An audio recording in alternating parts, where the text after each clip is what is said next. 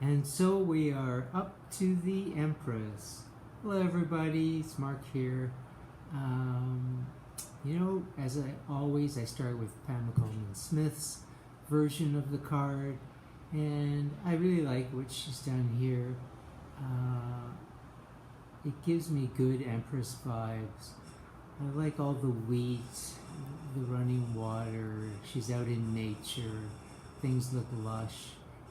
Her throne looks really comfy with the pillows here. I like the Venus on the heart shield. The pomegranates from the High Priestess card have wandered over to her dress. I don't like, this is the original 1971 version of the card, and I don't like that she's so jaundiced here. The same color as her hair and the yellow background. But that's altered and fixed in other decks. The 12-star crown doesn't do much for me. I am an astrologer, and I get that it's a nod to the 12 signs of the zodiac, but that doesn't really help me read the Empress card in any way. I think there's everything here you need. There's something about the Empress. I'm always happy to see the card, but it never really excites me either. I just think, oh, good, nice, comfortable, mommy stuff or beauty stuff and that type of thing when it comes up. But of course, the mother archetype is a very, very strong archetype in general. That's the interesting thing too about the card is my favorite Empresses sort of embody, or you can at least imagine, both the motherly side and the more artistic or into beautifying things side of the Empress. As you'll see in a lot of the cards that we're going to look at, creators often lean one side or the other. They either emphasize the pregnancy or the mother aspect and forget about the allure of the woman, or they go the other way and are all allure and no mama. So I like it when they can sort of walk the middle path of that, and I think she does it here as a young, beautiful woman. You get the luxury or the sense of comfort of the Empress. But she could be pregnant. This looks like it could be a maternity gown of some sort. So it's a good start for Pamela Coleman Smith. I've been referring to the movie The Wizard of Oz to see where it shows up archetypally in these cards. And I did do the High Priestess last week, but I forgot to do it on camera. So if you're interested in the connection to the Wizard of Oz with the High Priestess, you'll have to look in the description area of my last video. But I've remembered this time, and we have two representatives of the Empress in the Wizard of Oz. One is her motherly Auntie Em, who cares for her and the farm, and the other is that glamorous witch Glinda, who arrives in a pink bubble and has a sparkly wand and a gorgeous gown. That's also very Empress. And the film separates the two. And that's understandable. But as I say, I like to see the two together. So let's look at the maybe lesser representations of the Empress in my mind. So the Tarot de Marseille version, there's no softness, there's no mommy effect, there's not even that much of an allure. I prefer the heart and the Venus symbol as a shield to this kind of harsh red-eyed eagle that we have here.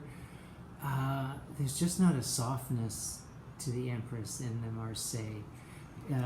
This version, though, which is also a Marseille adjacent deck, this is the Tarot de Ozarks. She's kind of giving a flirty side-eye there in the card, and she's certainly, we've still got the eagle on the shield, but she's adorned in a more, I think, glamorous, pretty kind of way, and the nice red hair is down, and so we're getting a a softer look with that one. Although I love the Morgan Greer deck, and I get that green is nature, and the Empress is nature, and I like the heart, and the lotus, and the foot on the moon, and the pomegranate down here. But we've got that eagle shield again, and we've got a waterfall, but I'm just not getting the absolute lushness that I like to see in an Empress card. So it's not quite there yet. It's sticking a little too close to this version, I think. Now, a real, I think, fail for the Empress, it would be in the next card. It's a deck, again, I love, but here's our Empress in the Efflorescent Tarot. We've got a really scrawny looking Empress. If this is a pomegranate, it's not ripe. Trees are barren. There's a bit of a stream here, but this is kind of that narrow stream we usually see with the Emperor, not a full-on waterfall. And she doesn't seem too into being on this card herself. And look at these thorny throne here.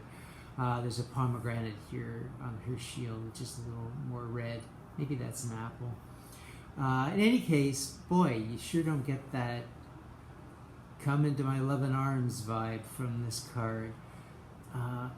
Maybe the intent is to show the other side of Mother Nature, which can strip things away. In the myth, Persephone, her daughter, ate the pomegranate here, and that's why we get the seasons like winter where there is no fruit and vegetation. And maybe that was their idea, but I certainly don't get an Empress hit when I pull that card. Another Empress that's just a bit too cool for me is the one from the Aquarian Tarot. We have a waterfall, but these barren mountains really don't make up for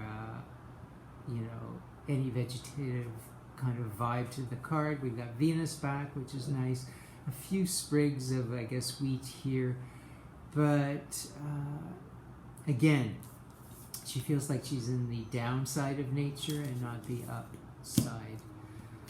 So then from the Slow Tarot, we have, we're getting somewhere now, we have a naked, happy in her body Empress. We've got a couple of eggs, so there's some kind of a nurturing, mothering thing going on. It looks like she's in a field of new wheat here. We've got some water. That's all good. It looks like apples and the tree above. But I don't like her stank face going on. She, again, doesn't look like she wants to welcome you into her arms. And so it's not quite the Empress I'm looking for. Then we sort of venture into the, like I say, the more glamorous pink bubble beautification side of the Empress. And it's full on that from the Dame Darcy Mermaid Tarot. This is really just about beauty and art. It looks like a theater stage here, a curtain of some sort.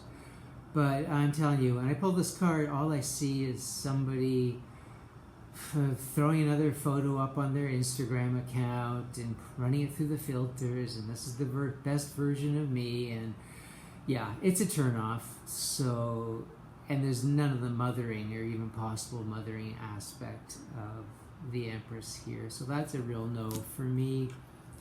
Here we get, again, this is in the Modern Spellcasters, we get more of this sexy Empress vibe. She's green, I guess that's nature. Here we have the 12-star crown again. We have a bull to connect her to Venus and I guess Taurus in some way. The earthy groundedness. But she's just sort of looking over her shoulder in a flirtatious way.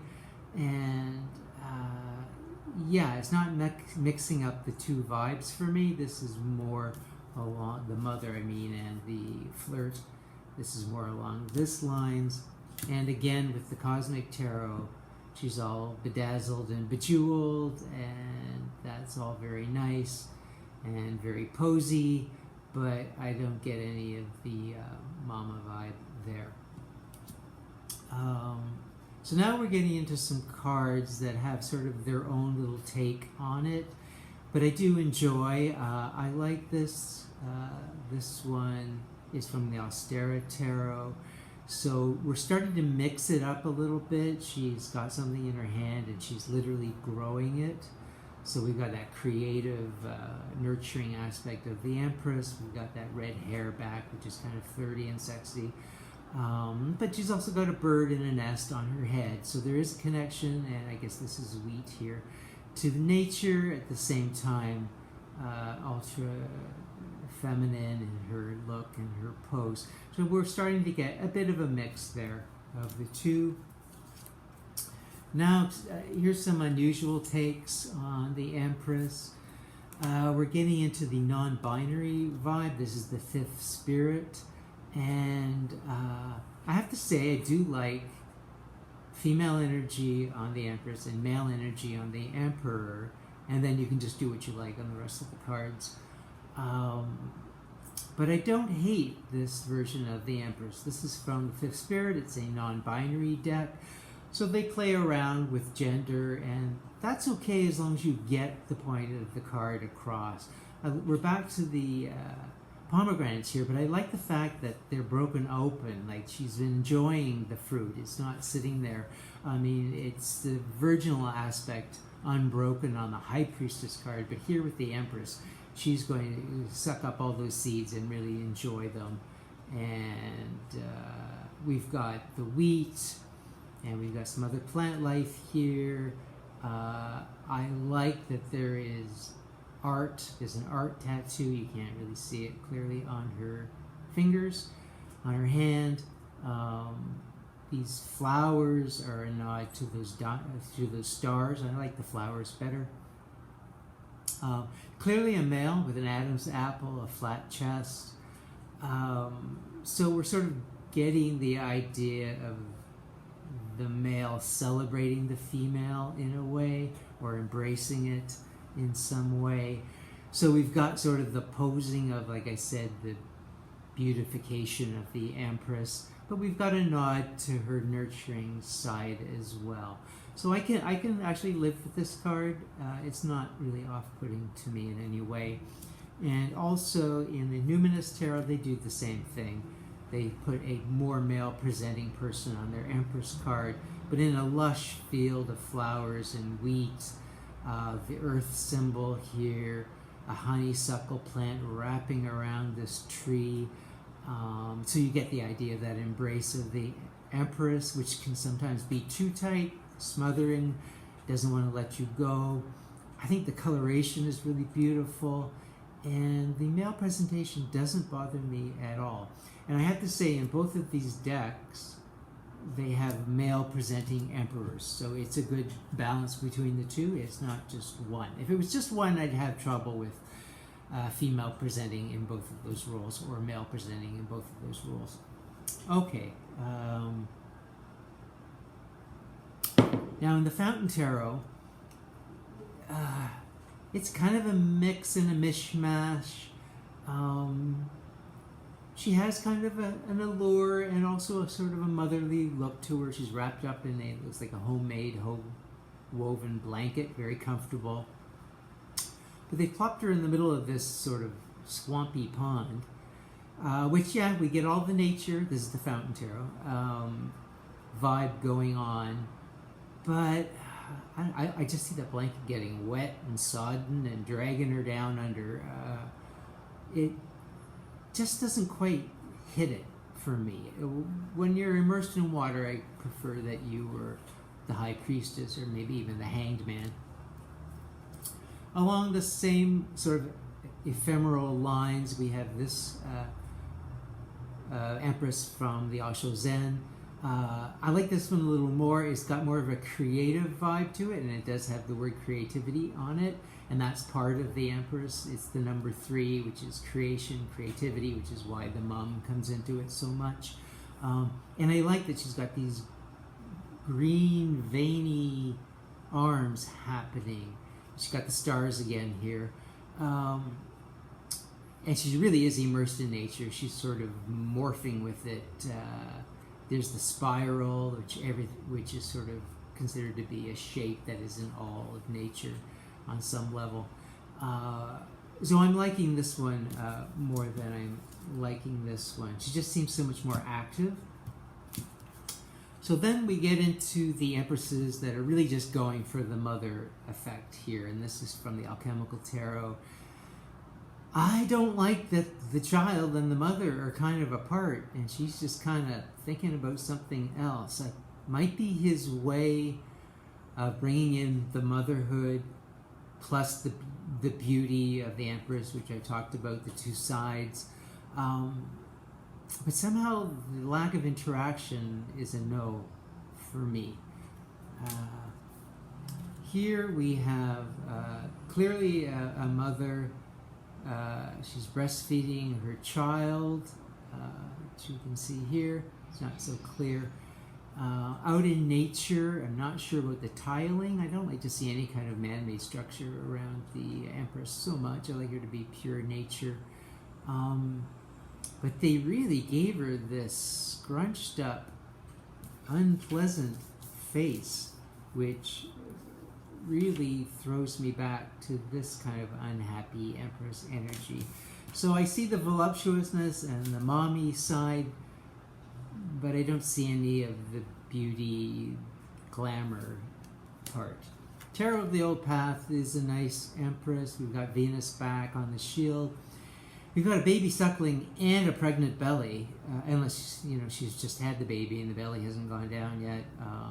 Lots of nature, lots of animals, all very Empressy, but also very kind of beautiful and has that, beauty of Venus vibe to it as well.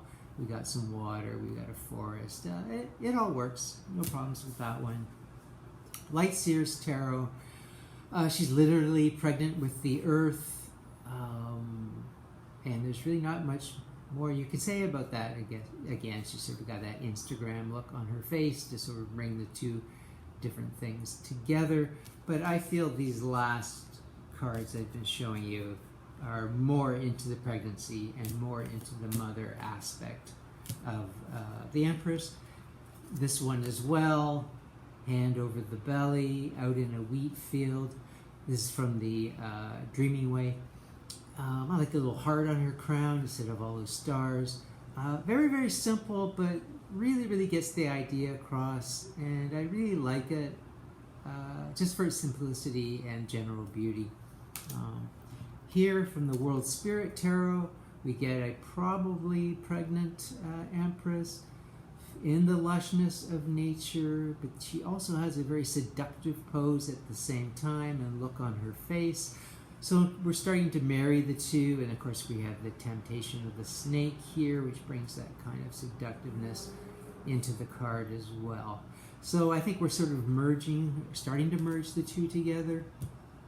This is the Cook's Tarot, and it reminds me that I like to see abundance on the Empress card. So like an abundance of corn crop here. She's got the pomegranates, the apples. It's almost as if she just gave birth to this apple. Very, very comfortable out in nature. Very relaxed. But also with a slight seductive, look to her as well. So that's good.